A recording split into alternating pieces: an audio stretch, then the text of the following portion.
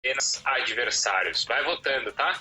Eu já vou ler as parciais aqui, já vamos colocar na tela as parciais para vocês. Ô Dani, e aí, hein? Existe essa rivalidade? É uma rivalidade real? É uma rivalidade virtual? Qual que é, hein? Eu acho que ela existe e ela tem crescido, né? Talvez na última década aí. Se a gente pegar 2009, que o Campeonato Brasileiro já foi resolvido ali da maneira que foi, o favoritismo do Palmeiras e o Flamengo vem e fica com o título. Agora, nos últimos anos, recentemente, também foram os times de maior investimento e por isso os times estavam sempre ali na frente competindo. E aí tem um outro detalhe, que no Rio de Janeiro ele é muito forte. Aqui, o que se diz é que as torcidas de Vasco e Palmeiras são co-irmãs. Então, isso por si só já cria uma rivalidade entre a torcida do Flamengo com a torcida do Palmeiras. Então acho que é uma rivalidade que existe sim, não é a maior de todos os tempos, né? Óbvio que não, a gente tem outras muito maiores que a gente pode citar, mas ela existe, ela é real. O que você acha, Fábio? Quando você jogou no Flamengo, tinha isso? Vamos lá, temos que ganhar do Palmeiras? Ou não? Isso é de agora? Então, Bruno, eu ia falar, o meu comentário ia ser baseado nisso, né? Na minha época não tinha essa rivalidade, era um jogo de campeonato brasileiro, como qualquer outro, o Flamengo enfrentando um time grande, né? Um time de camisa, de peso. Mas essa rivalidade, como a Dani falou, ela foi criada de uns anos atrás para cá, né? A briga pelo brasileiro, as provocações dos atletas, né? Esses vídeos que a gente está vendo, isso mexeu muito com o torcedor. E aí tem um vídeo, depois tem a resposta, depois tem tem a contra-resposta, e o torcedor vai se enchendo, né, com relação a isso aí. E uma rivalidade que foi criada, Bruno. Na minha época não era assim. Eu acho que a maneira como as diretorias se posicionaram também com relação a investimento, então ficou uma briga em quem traz os melhores jogadores, quem tem o maior poder financeiro para montar uma equipe que vai brigar por tudo. E é um jogo bacana, é um jogo interessante para a gente assistir. É um jogo que existe sim essa rivalidade e ela vai ser um fator aí importante para o Campeonato Brasileiro também, né? Os times estão a um ponto de diferença. E é um jogo que mexe muito com os jogadores do Flamengo, mexe muito com os jogadores do Palmeiras e mexe também com os torcedores. Mas eu tenho a impressão que na sua época não existia essa rivalidade por um simples fato. O Flamengo tinha adversários no Rio. Hoje o Flamengo não tem mais esses adversários no Rio. Não tem. Ele não disputa títulos com adversários do Rio. Ele disputa com o Palmeiras. Por isso a impressão que eu tenho, não sei se o Celso concorda com a Dani, se a Dani concorda, que está mais próxima aí de rubro-negros, que é uma rivalidade até maior do rubro-negro com o palmeirense do que o contrário.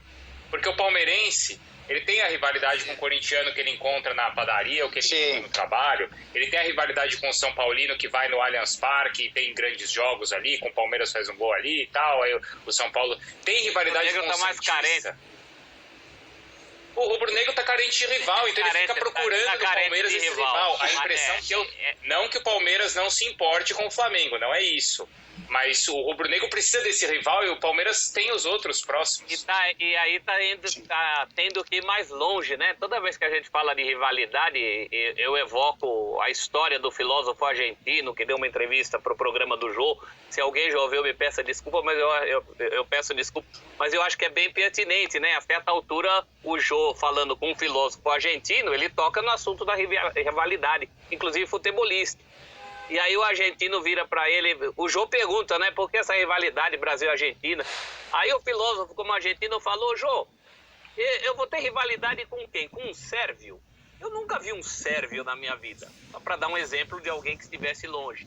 Aí ele explica que rival, a palavra rival vem de rio.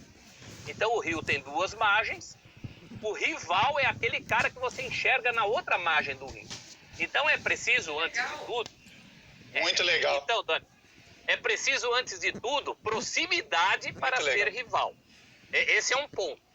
Né? É por isso que as grandes rivalidades brasileiras estão de quem está perto. Atlético com o Cruzeiro, Santa Cruz com o Sport, o Náutico, Fortaleza com o Ceará, é quem você está enxergando. Esse é um ponto. E aí é um perto ou fisicamente ou na tabela. Então, aí, Dani, proximidade hoje já virou uma coisa relativa, porque você está a 400 quilômetros de mim e nós estamos aqui conversando, pouco tempo, não é? Então hoje a rivalidade também se manifesta, porque a Dani vem pra cá, mas a rivalidade se manifesta por redes sociais, por exemplo. Nós temos uma mudança na estrutura do futebol brasileiro, relativamente recente, a partir dos pontos corridos, que já criou algumas rivalidades, Corinthians e Inter, Grêmio e Palmeiras, Atlético e Flamengo, essa já tem mais tempo que os outros. Então, ou você tem tempo, ou você tem intensidade. Né? Essa questão da proximidade hoje em dia nem é tão importante mais, porque estamos próximos, embora separados. Agora, a grande rivalidade do Palmeiras e Flamengo não fica só no campo, né? Eles rivalizam em termos de budget, em termos de grana, Sim. né? E em todo começo de temporada, jogador bom, ou vai para um ou vai para outro. Ah, então tem uma série de coisas de aí, público no estádio. E esse que o Bruno levantou é importante, sim. O rubro-negro está carente de rival perto, então ele está indo à caça de rivais, no bom sentido, mais longe. Está procurando. Onde é que tem rival aí para mim? Não é? Sim, sim.